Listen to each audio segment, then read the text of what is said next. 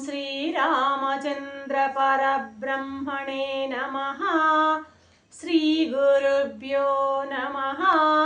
श्रीमात्रे नमः। श्रीगणेशाय नमः।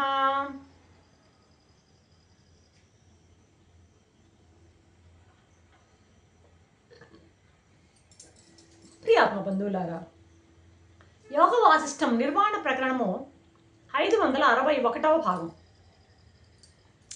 నిన్నేమంటున్నది చూడాలి, ఏమంటున్నారు? రెండవ దాన్ని గుర్తిస్తూ, అంటే పరమాత్మను గుర్తిస్తూ మొదటి దాన్ని ప్రపంచాన్ని చూస్తే తప్పు లేదు.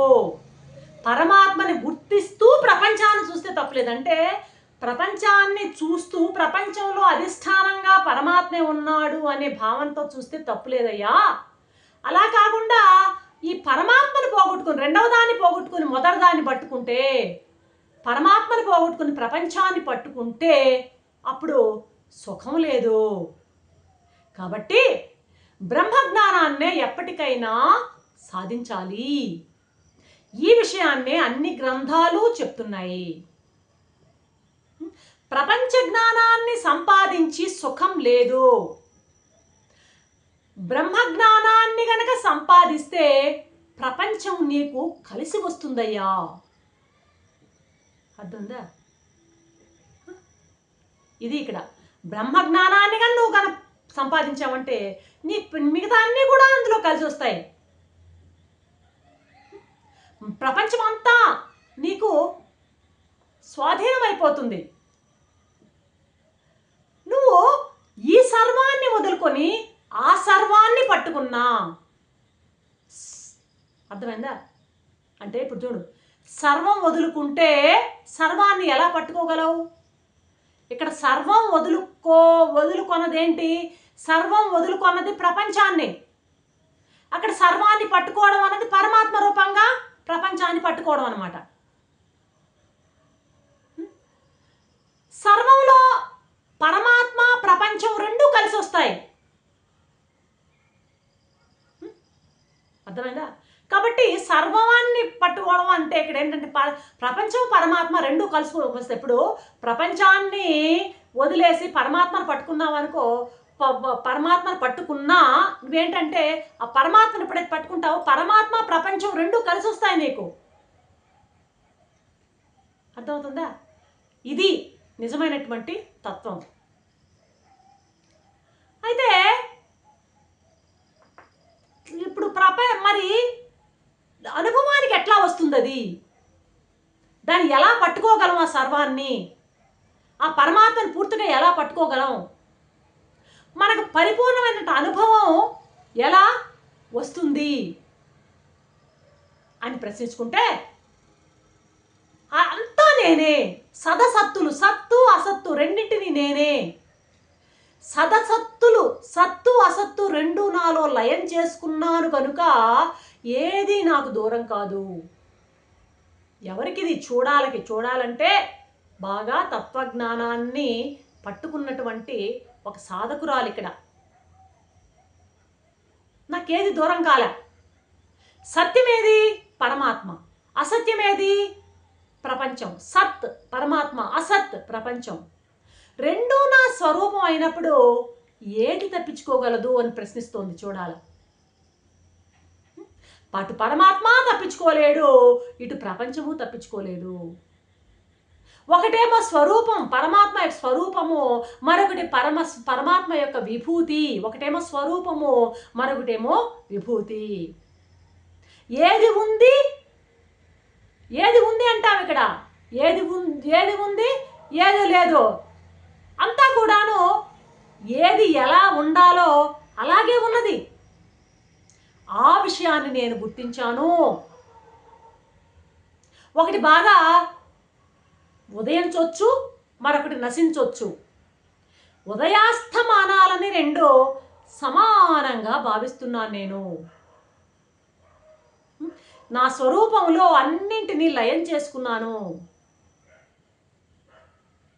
ఇక నాకు ఏది పోలేదు, ఏది రాలేదు.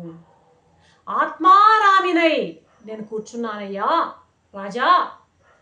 జ్ఞానం గేయ జ్ఞాన గమ్యం త్రిపుటి మూడు హృదయం నా హృదయంలోనే ఉన్నాయి. నేనొక్కదాన్నే ఆకాశంలాగా శూన్యమై సమస్తాన్ని వ్యాపించి ఉన్నాను. నా హృదయాకాశం అతి విశాలమైనది. ఆ విశాలమైనటువంటి ఆ హృదయాకాశంలో నాకు నేనే రమిస్తున్నాను.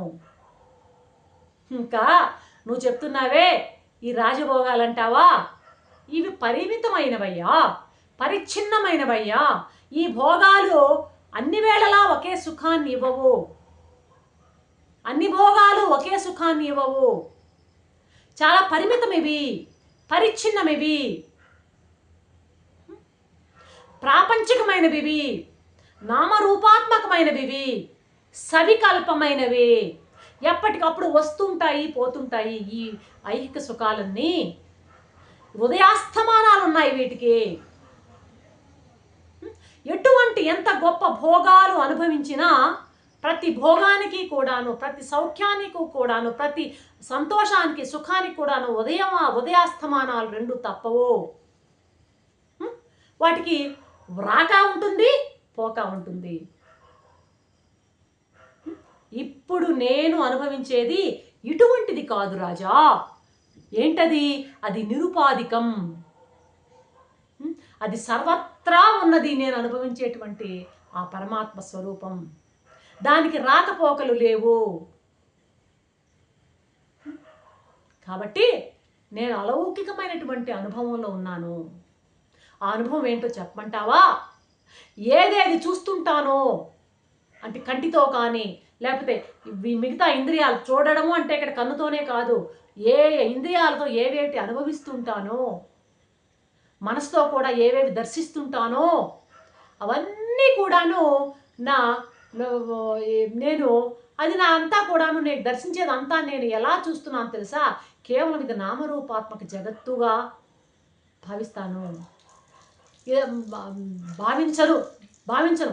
సచ్చిత్తానంద స్వరూపంగా చూస్తాను అంతటిని. నేను ఫలానా అని చూస్తే ఎప్పుడైనా సరే మనమైన ఫలానా అని చూడడమే సంసారం. విశేషాలుగా చూడదే ప్రపంచం. ఫలానాగా చూడడం వికల్పం. ఫలానా అనుకోకుండా ప్రపంచాన్ని చూస్తే అది నిర్వికల్పం. అదే పరమాత్మ జ్ఞానం.